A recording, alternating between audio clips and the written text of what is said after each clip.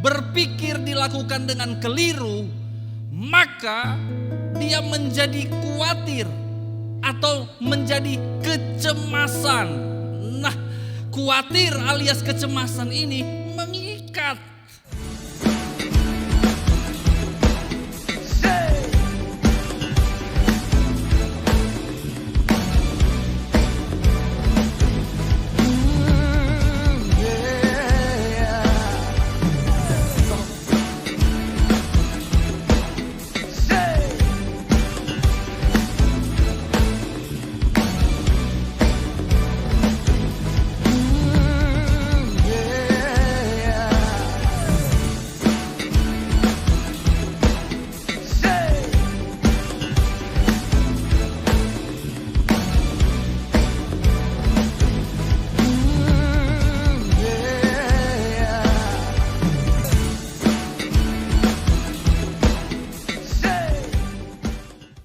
Salam sejahtera bagi kita. Haleluya. Kembali oleh anugerah Tuhan kita bisa bertemu, beribadah, dan kesempatan yang indah untuk kita mendengarkan kebenaran firman Tuhan. Saya berterima kasih kepada Bapak Gembala, Ibu Rohani atas kepercayaan ini. Dan saya akan melanjutkan sebuah seri khotbah belajar dari perumpamaan-perumpamaan Yesus.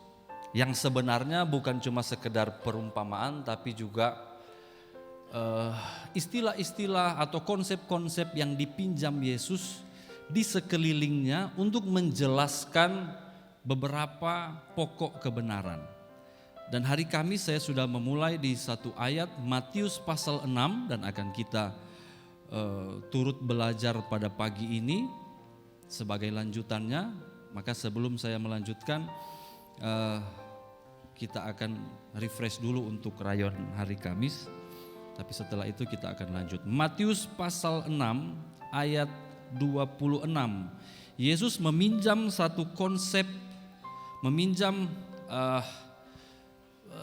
fenomena di sekitarnya untuk menjelaskan sesuatu. Dan kali ini di ayat 26 tentang burung-burung, peteinon, mereka yang bersayap.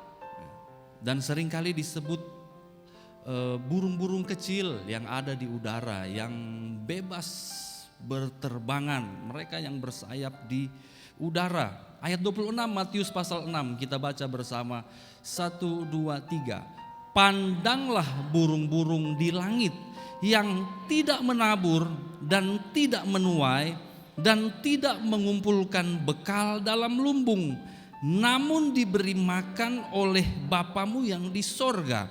Bukankah kamu jauh melebihi burung-burung itu? Hari Kamis saya sudah coba bawa jemaat untuk melihat satu sisi dari burung-burung yang berterbangan di langit.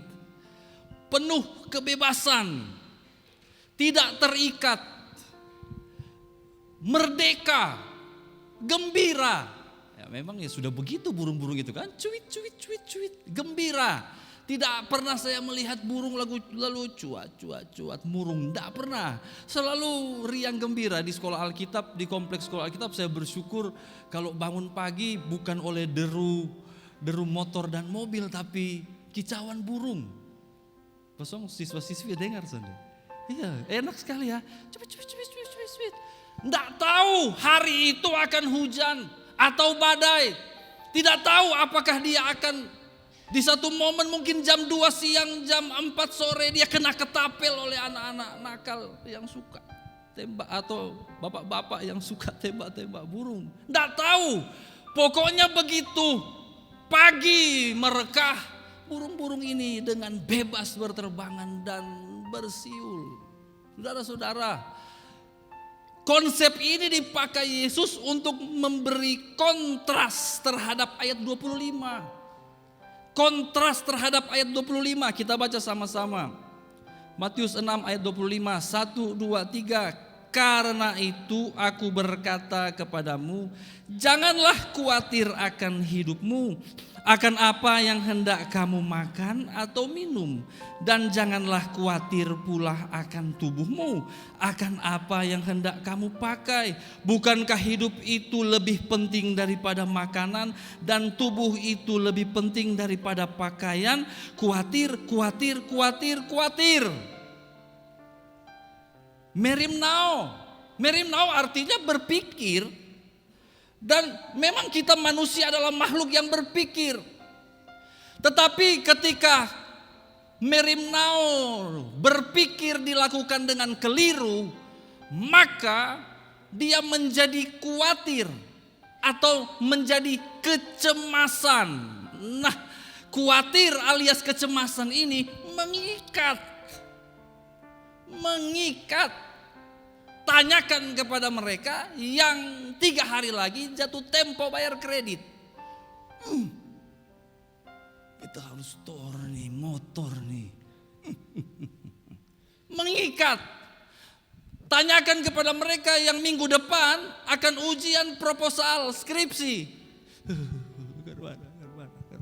Mengikat. Ketompi ngopi kok. Badiam deng lupung kopi beta ada pusing nih. Minggu depan beta ujian proposal. Khawatir atau kecemasan, berpikir yang sudah terlalu panjang, membuat kita terikat. Yesus bilang, aduh, pandang burung-burung yang bebas. Ini kontrasnya, ada kebebasan, ada kehidupan, ada kemerdekaan, lalu ada keterikatan, ada perbudakan, ada keterpurukan akibat kekhawatiran. Kita mau pilih mana, saudara-saudara? Kita mau pilih mana? Betul, di dunia ini kita tidak bisa menghindar dari hal-hal yang mengganggu pemikiran. Hal-hal yang mengganggu kebebasan. Aduh, beta harus begini, beta harus begitu. Betul, kita tidak bisa lari dari situ. Tetapi Bapak Ibu Saudara dengarkan perkataan Yesus di ayat 25. Saya tidak mau bicara banyak soal kekhawatiran, saudara. Kita semua sudah ahli, sudah S3 semua tentang kekhawatiran. Ketong semua paham apa itu kekhawatiran. Tapi dengarkan kata-kata Yesus di ayat 25 bagian B. Bukankah hidup itu lebih penting? Katakan amin. Bilang kiri kanan, hidup lebih penting. Coba saudara, tarik napas 1, 2, 3. Masih hidup? Syukur, alhamdulillah. Ada yang setengah mati tarik. Karena dia ingat kekhawatirannya. Itu yang disebut dengan hidup tapi mati. Saya selalu ulang ini, saudara. Hidup itu pendek. Saya dengan istri dan anak-anak berkesempatan berkunjung ke Manado beberapa waktu yang lalu. Ketika ngobrol dengan jemaat bilang, tidak terasa ya, sudah hampir 3 tahun. Saya lalu sadar, iya ya, 3 tahun berlalu, COVID sudah selesai, insya Allah. Sudah berlalu 3 tahun, pendek hidup ini. Lalu diisi dengan kekhawatiran. Berapa waktu lalu saya bahas di sekolah Alkitab, ada yang namanya psikosomatis. Psikosomatis itu adalah sakit di tubuh diakibatkan oleh keadaan jiwa. Ada banyak dokter di sini.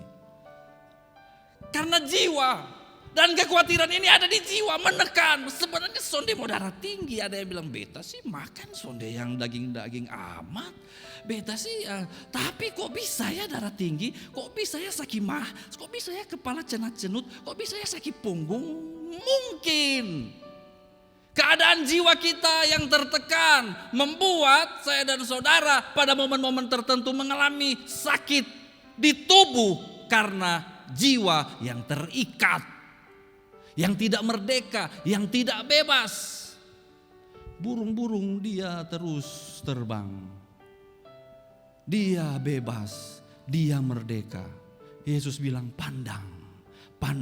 Hidup lebih penting daripada sekedar makanan. Hidup lebih penting daripada sekedar kebutuhan jasmani. Tubuh lebih penting daripada pakaian. Nikmatilah hidupmu. Kesan ada amin. Haleluya. Tapi kan beta lagi rugi. Beta kan tidak seperti sedia kala. Beta pun keadaan dompet. Nah, ini dompet nih yang paling parah ini. Beta pun keadaan dompet kan ada menurun. Bla bla bla bla bla. Lalu apakah kekhawatiran bisa membantu? Ayat 27. Ayat 27, siapa tahu ya, kalau kita khawatir, cemas, itu dompet tak tambah 200.000. Jadi waktu khawatir cek dompet, tak tambah 200.000 ya, puji Tuhan. Mari kita baca ayat 27, 1, 2, 3. Siapakah di antara kamu yang karena kekhawatirannya dapat menambahkan sehasta saja pada jalan hidupnya, bahkan ternyata satu hasta pun gak nambah. Dan kalau pakai teori psikologi atau psikiatri malah bisa berkurang karena psikosomatis itu, karena sakit itu, karena kecemasan itu. Kalau begitu Bapak Ibu Saudara, hari ini kita pandang Tuhan dan kita pandang burung-burung di langit. Lalu kita berkata, hidup lebih penting. Dan kalau hidup itu penting, maka mulai sekarang saya yang ngerti firman akan menjalaninya dengan sukacita. Bukan dengan tidak berpikir. Berpikir harus. Tapi kalau berpikir bikin stres tidak mengubah apa-apa, maka berpikir sambil senyum. Haleluya. Boleh cek kiri kanan dia ada senyum ke sonde? Puji Tuhan. Ada yang senyum tapi pahit, saudara-saudara. Saya belum mau bicara soal bunga yang ada di padang itu nanti. Ayat 32, coba kita lihat apa yang disampaikan Yesus di ayat 32. Atau mulai ayat 31, saya baca ya ayat 31. Sebab itu janganlah kamu khawatir dan berkata, apakah yang akan kami makan? Apakah yang akan kami minum? Apakah yang akan kami pakai? Tidak usah khawatir kata Yesus. Nah, terus kalau tidak khawatir bikin apa dong saya? Ayat 32, semua itu dicari bangsa-bangsa yang tidak mengenal Allah. Tetapi Bapakmu yang di sorga tahu bahwa kamu memerlukan semuanya itu. Katakan amin. Fakta ini akan mengubah situasi. Saya punya pergumulan. Saya harus mencari yang penting bagi hidup saya. Saya punya cita-cita. Saya punya 1, 2, 3, 4, 5 hal. Tapi yang tahu kita perlu itu bukan cuma kita. Bapak tahu. Perhatikan, Yesus tidak memilih kata, ayat 32 bilang, bangsa-bangsa yang tidak mengenal Allah juga mencari itu. Tetapi, perhatikan baik-baik ini kata, tetapi Allahmu yang di sorga, enggak bilang begitu Yesus. Akan tetapi Allahmu, Tuhanmu, bukan. Apa ditulis? Akan tetapi Bapakmu. Saudara, setelah punya anak saya jadi ngerti ini, saudara. Kenapa pemakaian frase ini di Alkitab sangat penting. Allah itu jauh, sesembahan dengan umat. Tuhan itu juga cukup jauh. Tuhan, hamba, Bapak dekat. Haleluya. Kecuali yang punya masalah dengan bapaknya. Tapi ini kita bicara soal keluarga yang normal dan harmonis. Bapak dekat. Karl itu sering punya masalah dengan dia mama. Baku gara terus. Tapi begitu baku gara dia kalah. Ya kalah lah, Karl masih kecil. Karl, Papa. Kenapa? Bapak mengerti, Bapak peduli. Segala persoalan yang engkau alami. Sini nak, apa? Handphone. Kenapa tidak minta mama? Mama son kasih. Pegang. Bapak peduli. Haleluya. Saudara kira perjuangan kita di dunia ini berdarah-darah dan penuh air mata dibiarkan saja? Tidak begitu saudara. Orang tua akan memperhatikan kita dari jauh. Mungkin dia kasih terus. Lu jago nah, lu hebat nah terus. Bikin tapi begitu kita tidak mampu. Balik, ya saya ya mau kemana kalau saya lagi mentok? Ya mama, ada kok. Kalau boleh, iman bisik-bisik gitu. Dengar-dengar ada berkat, jadi siapa tahu bisa lucur ke sini. Mohon maaf walaupun mertua, kalau saya sudah tidak mampu, ada kebutuhan, mam kalau boleh. It's normal. Itu memang begitu hubungan kalau dekat. Nah pertanyaannya, dengan Tuhan dekat enggak? Ah itu kan itu urusan masing-masing. Kalau saya sih mau mendekat terus kepada Tuhan. Kalau enggak dekat memang malu. Sama kayak kita kan enggak mungkin minta ke tetangga kan. Beta mau bayar kuliah, tanya dulu bapak tetangga. Om, bayar kuliah ini semester, boleh kok? Dia bilang, bepu anak saya setengah mati, be urus nalulai. Mari kita mendekat kepada Tuhan. Karena dia memperhatikan kita. Ayat 33, bagaimana caranya supaya dekat kepada Allah? Ayat 33, yang sudah lihat katakan amin. Karena kita akan baca sendiri sama-sama ini saudara. Kita baca sama-sama dengan suara yang keras. 1, 2, 3. Tetapi carilah dahulu kerajaan Allah dan kebenarannya, maka semuanya itu akan ditambahkan kepadamu. Bilang haleluya. Banyak kali kita baca ayat ini dalam mindset bahwa kita belum nyari. Sehingga waktu kita baca ayat ini kita tuh seperti, oh iya ya, beta mau cari. Salah. Itu mindset yang harus diputar itu. Keliru. Saya dan saudara sekarang sudah menemukan kerajaan Allah dan kebenarannya. Atau ke mana? Kalau mau tanya ini senior-senior seberapa puluh tahun jadi orang Kristen? Seberapa kali baca Alkitab? Berapa ratus bahkan ribu kali baca dengar khotbah. Wih, ketong su temukan. Amin. Mentalitasnya di ayat 33 ini bukan kita masih mau nyari. Bukan masih mau berusaha. Mana itu kerajaan Allah dan kebenarannya? Mana aduhai, sudah depan mata sayang. Ini waktu Yesus ngomong ini memang kepada orang Yahudi pada masa itu yang memang buta kanop, yang baru mau kenal firman yang benar, yang selama ini mendengar khotbah yang salah dari ahli-ahli Taurat dan orang Farisi, yang selama ini belum mengerti kasih karunia Allah. Betul, mereka masih mau cari. Tapi saya dan saudara yang sudah percaya Yesus sudah ketemu. Sudah ketemu. Tinggal, kalau itu makanan, tinggal dikunyah, lalu ditelan. Katakan amin. Ke Manado ini, beta kan saya tidak program diet sih, tapi saya berusaha untuk tidak overeating, berusaha untuk tidak makan berlebihan.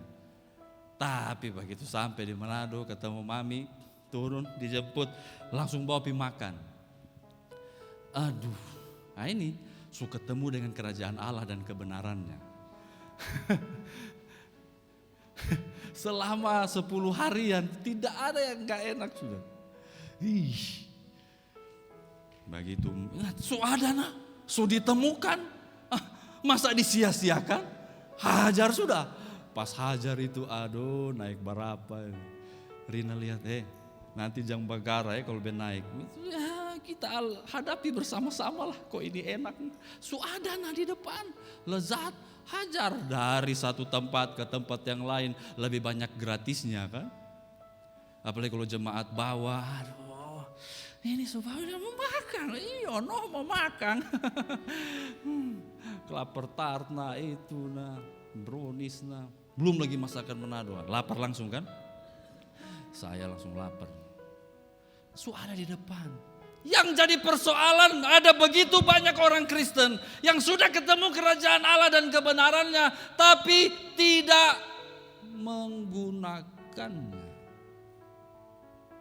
Saya mau protes beberapa istilah yang sering kali kita gunakan dengan keliru. Begini, memang hidup di dunia itu memang harus berjuang ya. Harus pikul salib ya. Beta tahu teologi, beta tahu Alkitab, beta ada belajar. Jangan gunakan ini istilah-istilah ini sebagai pembenaran atas penderitaan hidup. memang harus begini. Firman Tuhan bilang tuh, berjuanglah pada jalan yang sempit, pintu yang sesak tuh. Nah terus ke mana om? Ya ini beta sementara mengalami tuh itu kesesakan, kesempitan, kesulitan. Salah. Pikul salib. Hey, kalau kita memang masih harus pikul salib, ngapain Yesus mati di kayu salib?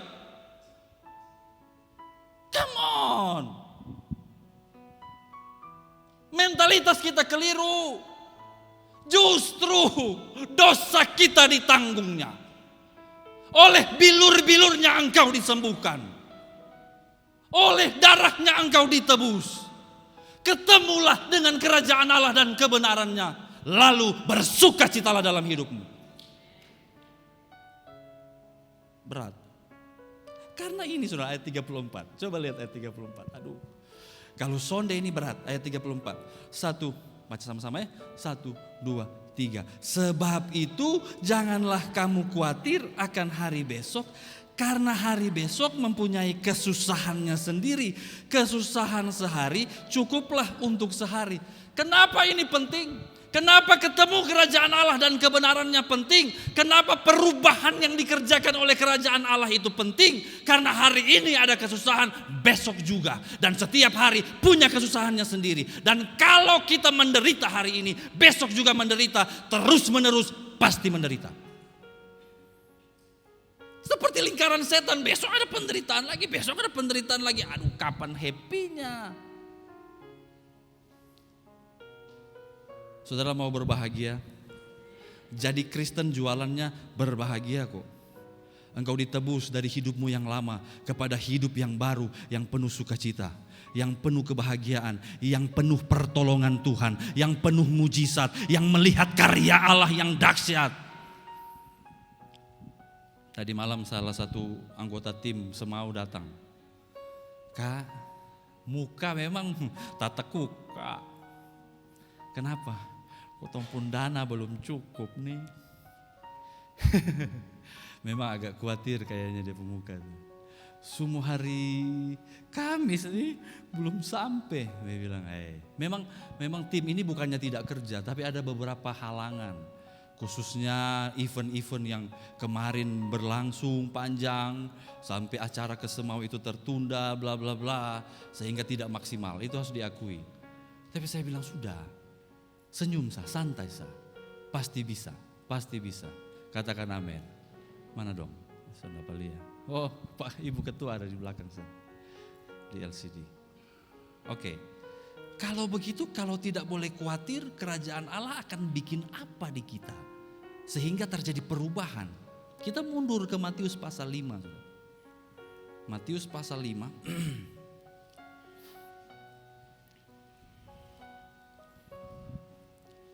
Ayat 1 sampai 12. Ini dia sebenarnya. Jadi daripada kita khawatir, tertekan, bingung, mau bikin apa, mau jadi apa, cemas, sakit, pusing, stres. Matius 5 ayat 1 sampai 12. Kita baca ayat 1 dan 2 dulu. Yang sudah lihat katakan amin. 1, 2, 3. Ketika Yesus melihat orang banyak itu, naiklah ia ke atas bukit. Dan setelah ia duduk, datanglah murid-muridnya kepadanya. Datanglah siapa saudara? Murid-muridnya. Saya tanya, kita yang datang di sini murid Yesus atau bukan? Murid Yesus. Berarti firman ini untuk kita. Yang setuju katakan amin. Yang setuju bilang haleluya. Untuk kita. Ayat 2. Sama-sama 1, 2, 3. Maka Yesus pun mulai berbicara dan mengajar mereka, katanya berbicara dan mengajar. Omong dan ajar. Ajar berarti ajarannya ini harus diikuti, harus dituruti, harus diperhatikan. Itu ajaran. Katakan amin. Lalu Yesus mengajar apa? Ayat 3. Kata pertama dulu, keras-keras, 1, 2, 3, berbahagia. Sudah itu saja dulu. Berbahagialah. Saya bersyukur punya firman Tuhan yang mengajak saya untuk happy. Makarios. diberkatilah, bergembiralah. Dalam hal apa? Saya bagi 3. Saya tidak mau eksposisi ini semua, tapi saya bagi 3 bagian besar. Dalam hal apa? Yang pertama ayat 3 dan 4 saya baca. Berbahagialah orang yang miskin di hadapan Allah, karena merekalah yang empunya kerajaan sorga. Berbahagialah orang yang berduka cita, karena mereka akan dihibur. Katakan amin. Berbahagialah dalam kondisimu, dalam keadaanmu. Dan Yesus menggunakan 2 kondisi, miskin, duka. Ini kan kondisi paling bawah, saudara. Miskin di hadapan Allah dan berduka cita. Artinya kehidupannya sementara tidak baik-baik saja. Kehidupannya tidak sesuai dengan standar bahagia orang lain. Masa sih ada orang miskin happy? Karena mana kabar bro? Bangkrut mamen. Puji Tuhan. Bangkrut sebangkrut-bangkrutnya ada? Enggak.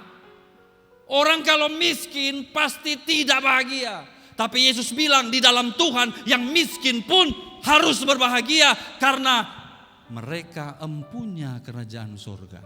Kerajaan sorga bukan soal makan dan minum. Tetapi soal kebenaran, sukacita, damai sejahtera. Katakan amin. Haleluya.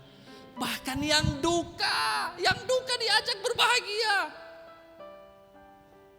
Berapa banyak di antara kita kehilangan harapan, kehilangan sukacita, kehilangan kebahagiaan karena duka. Karena ada sesuatu yang berharga yang kita punya yang hilang. Lalu kita mulai pikir, lalu kita mulai stres, lalu kita mulai cemas dan khawatir. Wih, son ada le. Ayat 4, di dalam Tuhan kita akan memiliki penghiburan yang diberikan. Haleluya, haleluya. Saudara mau bersukacita dalam segala keadaan. Ini soal mindset, saudara. Ini soal cara pandang. Coba kita jujur, mari kita jujur. Personal, pribadi masing-masing. Apakah kita betul-betul miskin? Miskin yang betul miskin? No. Kita sebenarnya secara umum enggak kok. Enggak. Apa kita betul-betul berduka yang memang kehilangan segala sesuatu? Kan tidak sebenarnya. Coba dilihat. Cuma kita itu selalu memandang ke atas dalam konteks orang yang lebih punya dari kita. Kita lupa melihat diri, ternyata diri kita penuh berkat Tuhan.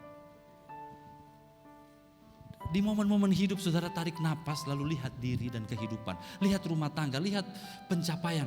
Lalu tarik napas lalu bilang, iya ya, beta ini sebenarnya sudah hancur-hancur amat kok. Ada orang yang jengkel, yang marah. Seperti Sira itu, dia datang. Papa, Sira jengkel nih. Kenapa? Jengkel engkau. Sudah mulai siap-siap menangis. Kenapa Kal? Kalau ada pukul. Anak suka dewasa. Lu suka tante-tante sinetron Apa? Kenapa omong? Dia lihat beta loh, dia bilang begini di beta. Sebagai orang tua yang baik, saya langsung memberikan nasihat yang mulia dan agung. Lu balas toh. Dia pikir-pikir, iya beta bilang, waktu dia di lu sakit. Pikir-pikir, sonde. Nah kan sonde sakit tuh.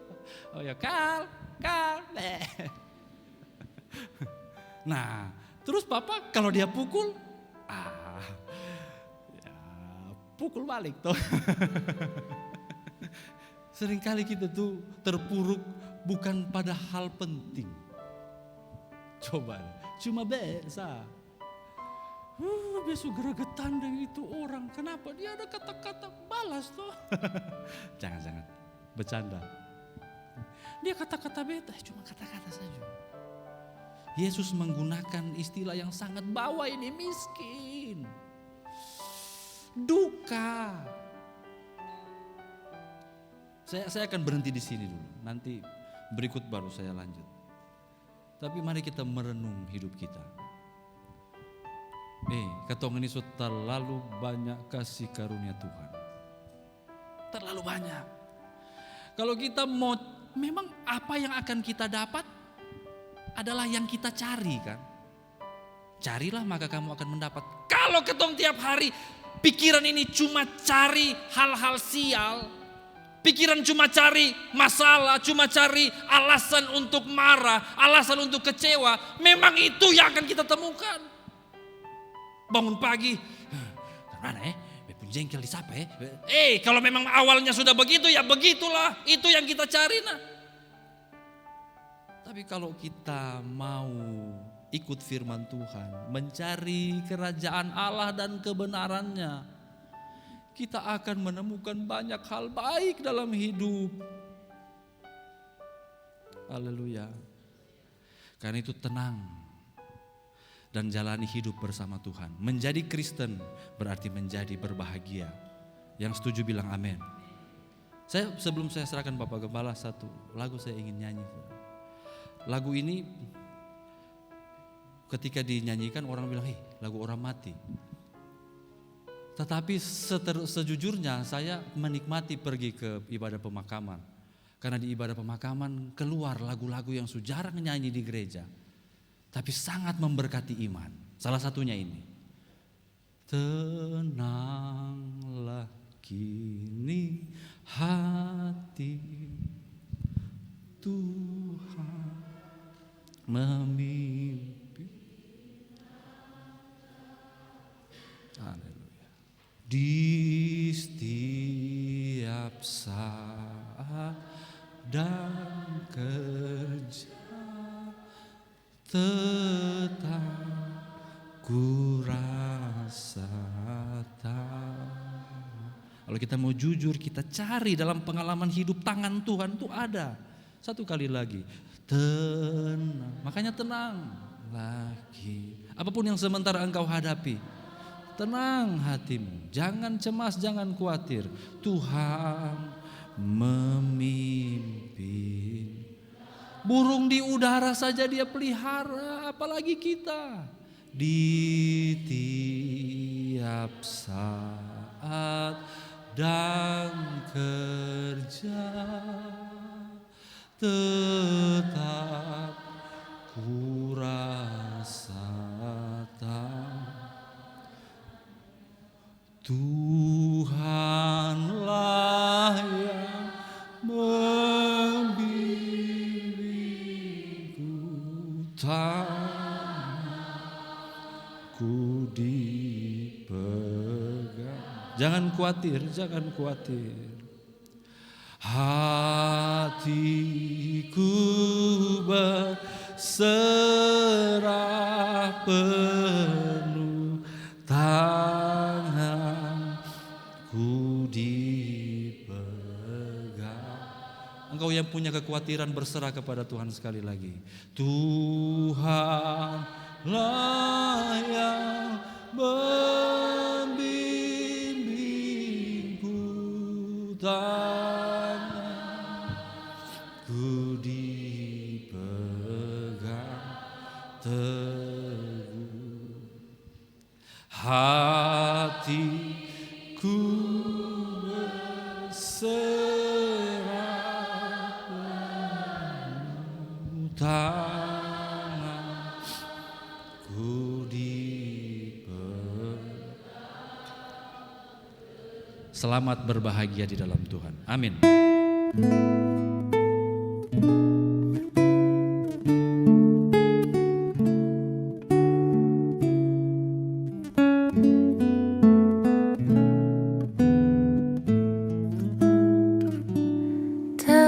Tenanglah kini hatiku, Tuhan memimpin langkahku. Di